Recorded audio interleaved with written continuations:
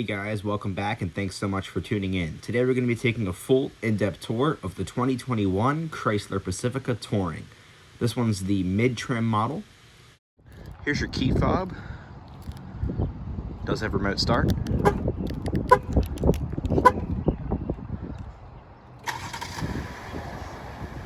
Get a shot of those cool looking daytime running lights. Very elegant. LEDs, of course. You can also open the sliding left door and right door by clicking the button twice. That's a really good feature for kids. You know, obviously you're walking up to the car, your kids are there before you. You don't have to wait for them. You can just press the button on the key fob. And it closes too, which is really, really nice. And right here is a shot of your 17-inch alloy wheels. These are two 35/65 R17s riding on Yokohama tires. Walking up, of course, it does have smart key access. Pressing that button locks the vehicle. Just grab behind the handle and the doors unlock. Power driver's seat. Tan leather seating surfaces.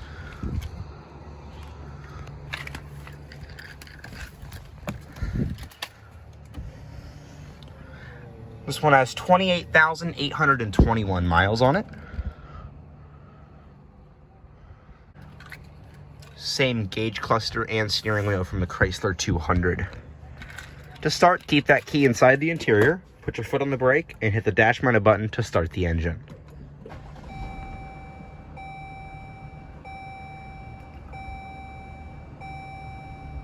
The gauge needles will do a nice little sweep, and there's a blue backlit design to the gauges too.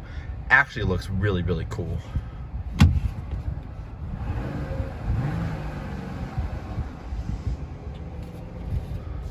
Three-spoke leather wrapped steering wheel.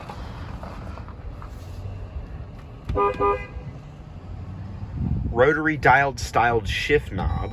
Not a fan of this. That's my personal preference, but a lot of people like it because you don't have a big clunky gear shift here.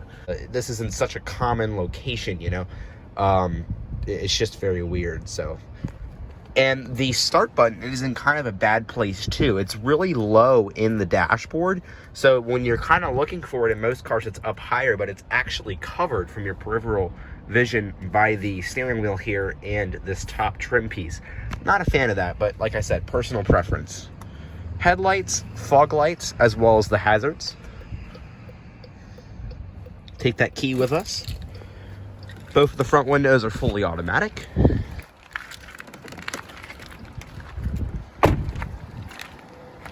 The vehicle will chime from the inside just a few times to let you know that the key fob has lost proximity to the car and the vehicle is still running. The Pacifica received a refresh for 2021. The previous models had a different fascia design and a rear taillight design. This is also known as a facelift. See your reflectors on the bumper, your LED projector headlights, and your LED fog lights. Your LED daytime running lights will stay on as well. I like that too. A lot of cars, when you put on the headlights, the daytime running lights turn off. I think that looks really cool. Like I said, I'm not biased when it comes to styling on vehicles, and I have to say, if for a minivan, this looks really, really nice. It honestly looks kind of sporty. You know, it's got all those clean cut lines on it, and look at this big giant brake light. This is actually really, really interesting. Look at that. It's either you like it or you hate it. The new Durango actually has this exact same style for the brake light. LED taillights, LED turn signals, and an LED rear light. Oh, thank you, Chrysler. A lot of cars won't allow you the ability to open up the trunk from the key fob when the car's running. I have to say, I like that. And I'm not a fan of the trunk close location, you know, the little button here. At least it is a power trunk. I mean, there's still some cars that don't have power trunks, but I like it up here because I'm always afraid if I press this and I don't, you know, I'm not paying attention, or I don't spend as much time leaving the trunk, especially if you're an elderly person or somebody, or a kid, and you're not paying attention, you press or bump the button and you're not paying attention, this trunk is going to come down and close on you. I would imagine there's a safety feature against that, but I don't know, just not a fan of that location. But it is easy to find. Very deep cargo area, a lot of minivans, that's very common. I think the Sienna and the Odyssey both have deep, you know, cargo areas too. So let's see if we can fold the seat down. Oh, wow, look at that. Okay, so I'm not going to fold this down because there's stuff back here. But there's, yeah, that's how that folds down. So you can get a completely flat load floor. Look at that. I got to say, I'm really impressed with the storage in the car. So you have 3 seconds until it closes. But let's take a look at the back seat. This is kind of where all the more important stuff is, because you're buying the car for the kids, I would imagine. But I like the placement of these side buttons, very easy. And I have this second row seat pretty far back. The second row seats don't actually slide, but they do recline. And trust me, they recline quite a bit, actually. I'll show you how much they recline. Got to be comfortable for road trips. Yeah, not bad. And then let me show you how the stow and go works. But first I gotta move this front seat up. Chrysler cost cutting. Gotta make that passenger seat manual, don't you? All right, there we go. There's our first step. I'm gonna prop that up with my foot so hopefully it doesn't crush me. Look at that. Dude, that is so awesome. I am so impressed. This came out probably 10 years ago. Chrysler's been doing the stow and go for a while now, and I have to say, this is, I mean, it's just so easy and so great, because I mean, this is cool even if you don't need it, you know, because you can sit in this third row and have all the room you need. You don't always need that extra seat. You can use it for extra space. That's really cool. I really like that. In the back seat, we have a USB-C port and a USB port built into the back of the front seats, which I actually really like. It's a good location. And then this slides out for some storage and 2 cup holders for those rear passengers. And then in the doors, we have no storage, but we do have a subwoofer for the speaker. And we also have a cup holder, your window controls, and manual wind shades, which is nice. And then I'll show you how easy that button is. Very nice. And we have our rear climate controls, digital display. There are also automatic climate controls. You can turn them off completely. You can adjust your rear fan speed and the modes that it came out of. Really nice.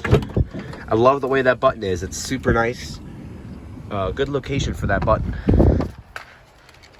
And we'll go ahead and put this front seat back into position. So I'll show you guys a personal pet peeve with this front seat. It's very minor, but it genuinely frustrates me.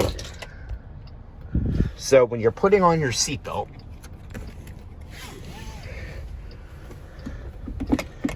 this is in the way of your hand to put the seatbelt on, but the seatbelt clicker itself is not attached. You know, it moves freely.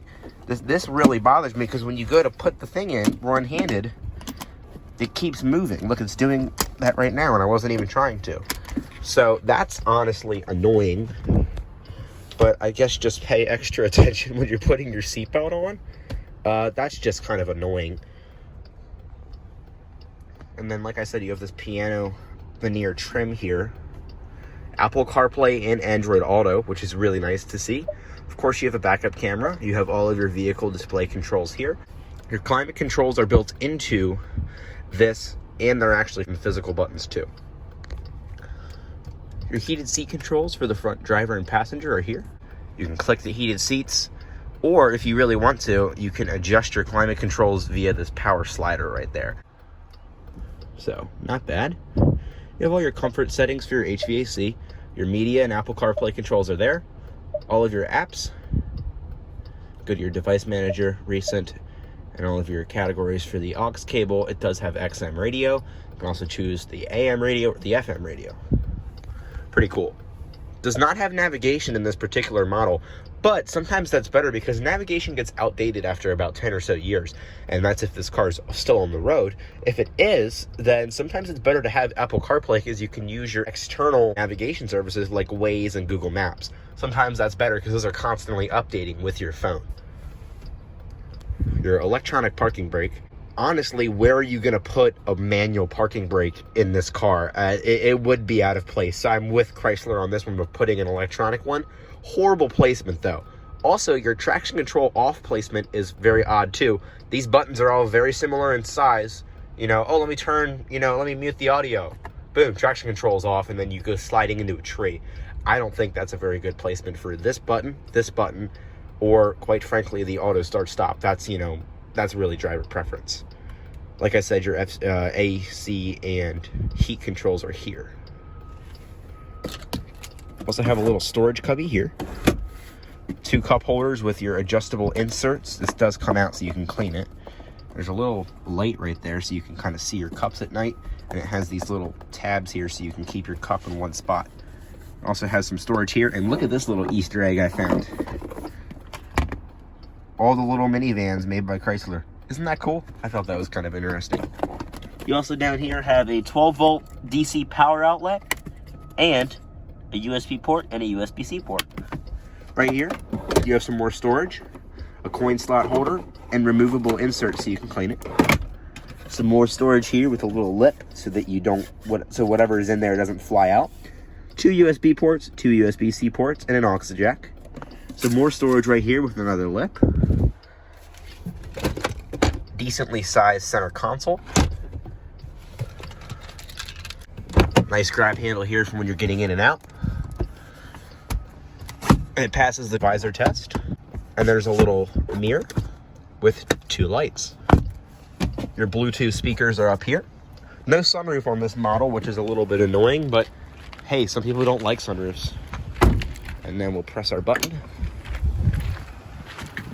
And that's about it, guys. You know, the Chrysler Pacifica is a newer addition to the minivan category.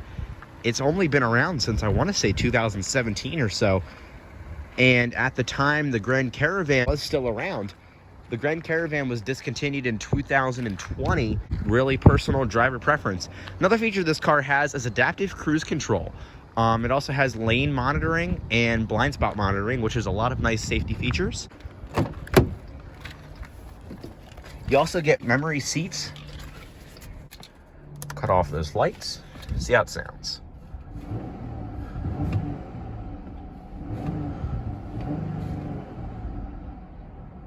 Rev limiter of about 3,000 RPMs. Power mirror controls. Both of the front windows are fully automatic. Your rear window controls, door locks, and your rear window lockout. And I'll show you that engine. And what you're looking at is a 3.6 liter Pentastar V6, which is the same exact engine that was in the Grand Caravan, the Wrangler, and the Journey. It is pretty powerful. It's not fast by any means, but not slow. Love it or hate it, Daimler Chrysler makes a good minivan. Hey, you're looking for a good minivan, don't pass up the opportunity on the Chrysler Pacifica. Thanks for watching, everybody.